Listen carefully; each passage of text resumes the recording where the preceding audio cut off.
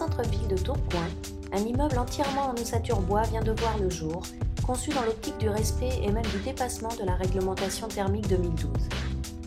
Pierre Kopp, architecte, et Manuel Palampin, dirigeant du bureau d'études Impact Qualité Environnementale, ont conçu ensemble cet immeuble, dont les 2 derniers étages servent de bureau à leurs 2 structures.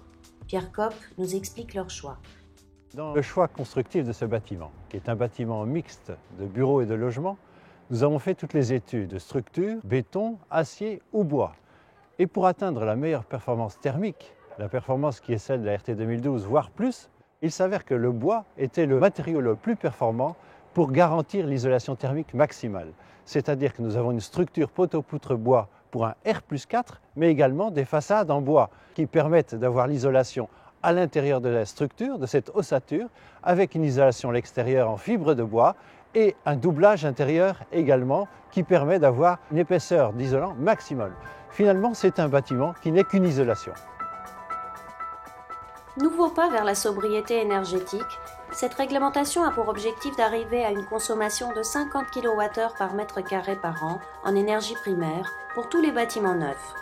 Pari plus que réussi ici, puisque par une température extérieure de moins 6 degrés, nous constatons une température intérieure de 22 degrés sans que le chauffage soit allumé. Mais comment arrive-t-on à de telles performances énergétiques ? Manuel Palampin revient sur les moyens permettant d'atteindre les objectifs de la réglementation. La réglementation thermique 2012 est une réglementation qui vise à réduire les consommations énergétiques du bâtiment.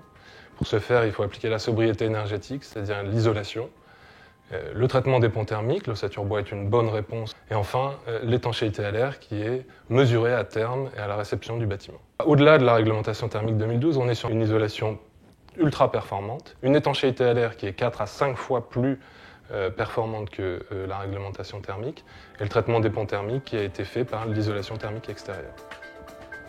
Une fois ces points essentiels gérés, on s'intéresse aux moyens de production de chauffage, d'eau chaude sanitaire, de ventilation et d'éclairage.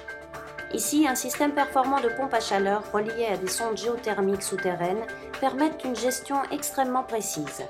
Les consommations sont compensées par des panneaux solaires situés en toiture et toute une panoplie de compteurs permettent de suivre la production et la consommation. Une des mesures obligatoires de cette nouvelle réglementation thermique.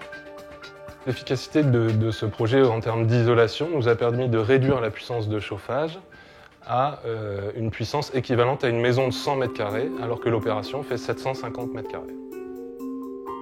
Ventilation double flux qui permet de récupérer 70 à 80% des calories de l'intérieur, triple vitrage, toutes les solutions sont mises en œuvre pour augmenter les performances et baisser les consommations. La réglementation thermique 2012 ouvre la voie vers une évolution technologique et industrielle significative pour toutes les filières du bâti et des équipements. L'avenir sera encore plus performant.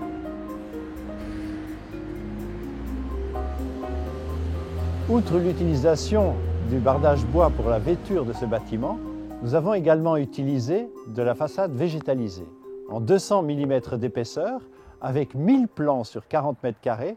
Cette façade contribue à l'évapotranspiration et au confort thermique du bâtiment qui participe bien sûr à la RT 2012. Et ce, à contrario par rapport au langage traditionnel de nos régions qui est la brique que vous voyez derrière moi.